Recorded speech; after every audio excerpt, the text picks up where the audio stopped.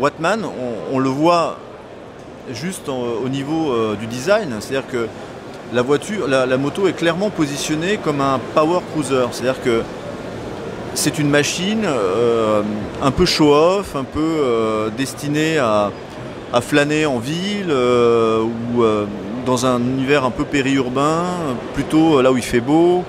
Donc ce qui nous intéresse, c'est plutôt le marché américain en réalité, plutôt la Californie en particulier, la Floride, j'en sais rien, ces marchés-là.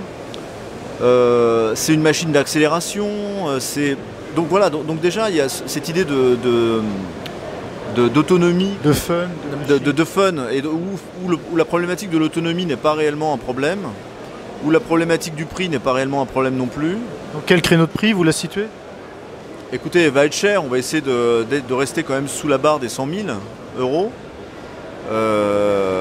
Mais ça c'est purement théorique, hein, parce qu'on n'a même pas commencé à calculer un peu ni à définir un peu la zone de prix, mais c'est juste une question de programmation, je pense.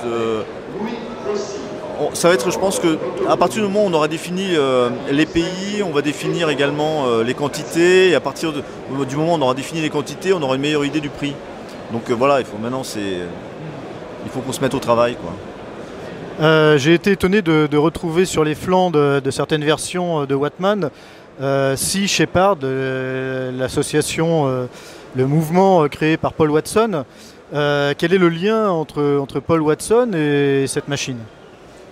Eh bien, Paul Watson est un ami de la maison, puisque avec Venturi et Gilles Pastor, nous soutenons un peu ses actions. Enfin, en tout cas, on soutient les idées de Paul Watson. Donc c'est un peu ça.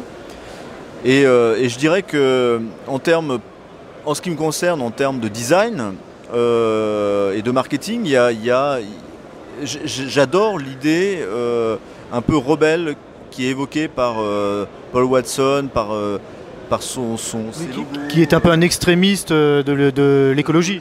C'est un peu ça.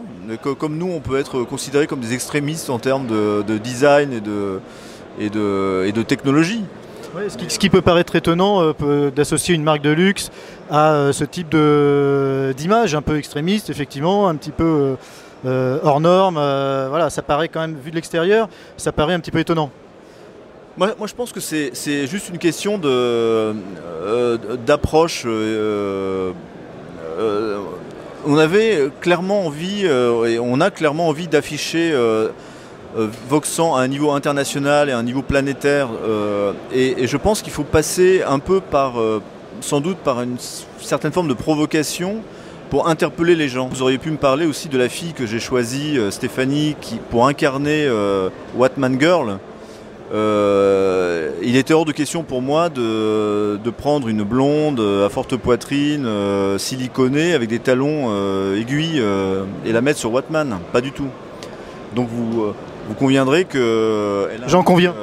Tout à fait à part, que l'idée du tatouage, que l'idée qu'elle soit un peu métisse, l'idée qu'elle soit un peu androgyne, qu'elle soit rasée, toutes ces choses font partie de l'image globale de Wattman et de Voxan aujourd'hui. Donc Wattman cherche à déranger et à interpeller. Je crois que c'est réussi. Je crois que c'est totalement réussi, hein, quand on voit l'impact que nous avons sur la presse et quand on voit également les critiques, parce que c'est assez intéressant de voir que plus on parle de vous, plus vous êtes critiqué, et ça montre bien que la sauce prend.